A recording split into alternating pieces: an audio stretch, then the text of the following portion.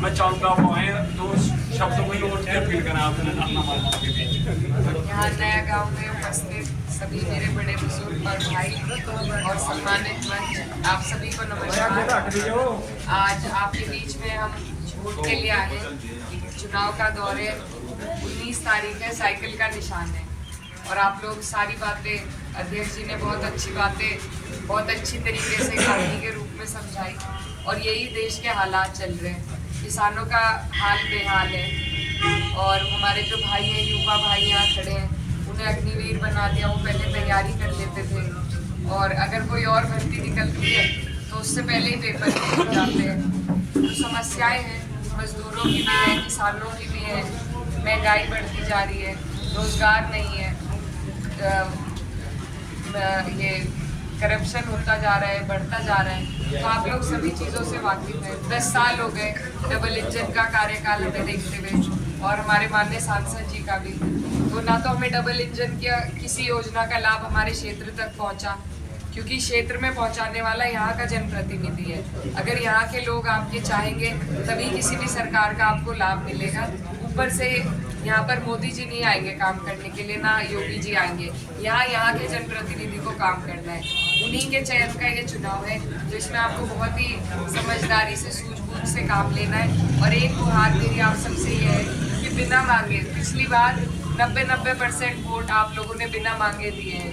तो इस बार आप सबसे मेरी यही निवेदन है कि बिना मांगे अपना वोट किसी को ना दें, क्योंकि अगर इस टाइम पर भी कैंडिडेट को आपके वोट की कदर नहीं है तो बाद में बिल्कुल आपकी बिल्कुल नहीं होगी बात में। और वही पूरा हमारा क्षेत्र 5 साल से इसी बात से परेशान है।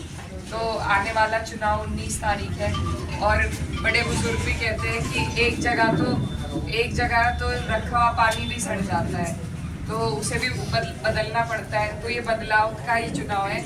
आप सबसे मेरी यही निवेदन है कि मैं भी इस क्षेत्र की भांजी हूँ, आपकी बेटी हूँ और मुझे पार्टी ने मौका दिया है, कम उम्र में मौका दिया है। इसमें आपके सबके आशीर्वाद की ज़रूरत है, तभी ये चुनाव का रास्ता पार होगा। तो आप सबसे मेरी निवेदन है कि इस चुनाव में अपना आशीर्वाद देकर साइकिल को बढ़ाएं।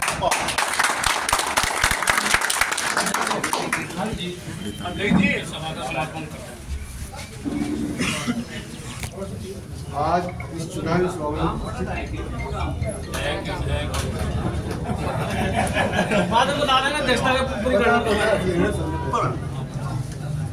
आज की चुनाव सभा में सम्मिलित हमारे नौजवान भाई और मेरे सब समतुल्य, ये चुनावी जंग है,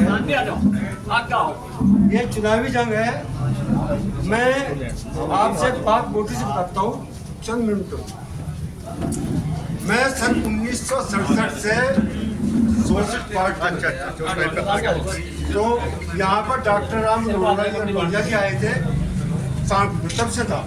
तो उन्होंने एक बात बताई थी कि वो कन्नौज से चुनाव लड़ रहे थे और चुनाव लड़ रहे जितेंद्र मिश्रा जी जो थे हमारे, उनसे कहा कि इस सभा के अंदर ये गिनो कि नंगे पैर कितने आए। तो उन्हें काउंटिंग की, सभा समाप्त हो गई।